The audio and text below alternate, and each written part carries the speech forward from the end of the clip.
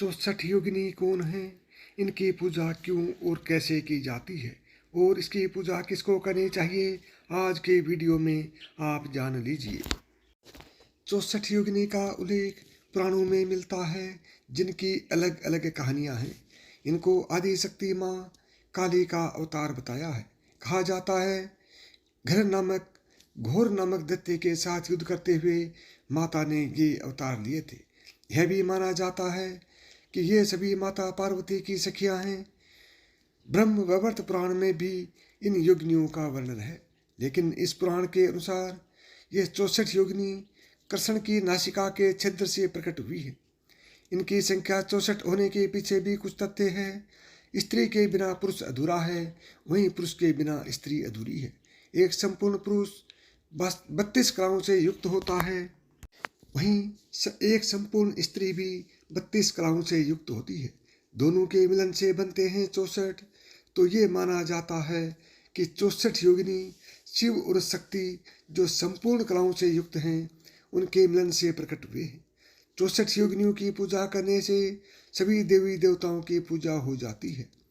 इन 64 देवियों में 10 महाविद्याएं और सिद्धि विद्याओं की भी गणना की जाती है।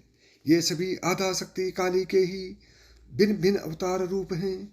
कुछ लोग कहते हैं कि समस्त योगिनियों का संबंध मुख्यतः काली कुल से है और ये सभी तंत्र योग विद्या से घनिष्ठ संबंध रखती हैं। हर दिशा में योगिनी फैली हुई है। हर योगिनी के लिए एक सहायक योगिनी है। हिसाब से हर दिशा में 16 योगिनी हुई, जो 4 दिशाओं में 64 योगिनी हुई। 64 योगिनी 64 तंत्र की अधिष्ठानी देवी मानी जाती हैं। एक देवी की भी कृपा हो जाए तो उसे संबंधित तंत्र की सिद्धि मानी जाती है। नवरात्रा के समय इन योगिनियों की पूजा बहुत ही फलदायी होती है। तंत्र तथा योग से जुड़े होने के कारण आप इनकी पूजा किसी जानकार से पूरी जानकारी लेकर ही करें। समस्त योगिनियों अलौकिक शक्तियों से संपन्न हैं तथा इंद्रजाल, जादू, वंशीकरण, मारण, शतंभन इत्यादि क्रम इन्हीं की कृपा द्वारा ही सफल हो पाते हैं। प्रमुख रूप से 8 योगिनियां हैं, जिनके नाम इस प्रकार हैं। कामेश्वरी योगिनी, इनका जप रात्रि में मास भर किया जाता है। पुष्पों से सज्जित देवी प्रसन्न होकर ऐश्वर्य भोग की वस्तुएं प्रदान करती है। दूसरा है रति सुंदरी योगिनी, स्वर्णाभूषण से सज्जित देवी महीने भर की साधना के पश्चात प्रसन्न होकर अभिष्ट वर प्रदान करती हैं तथा सभी ऐश्वर्य, धन व वस्त्र अलंकार देती हैं। नंबर 3 पद्मिनी योगिनी, इस योगिनी का वर्ण श्याम है। ये देवी वस्त्रालंकार से युक्त मास भर साधना के बाद प्रसन्न होकर ऐश्वर्य आदि प्रदान करती है। नंबर 3 नटिनी योगिनी, अशोक वृक्ष के नीचे रात्रि में साधना करके इस योगिनी को सिद्ध किया जा सकता है। इनकी प्रसन्नता प्राप्ति कर अपने सारे मनोरथ पूर्ण किए जा सकते हैं। नंबर 5 सुंदर सुंदरी योगिनी, ये अत्यंत सुंदर, शरीर सौष्ठव, अत्यंत दर्शनीय होती हैं।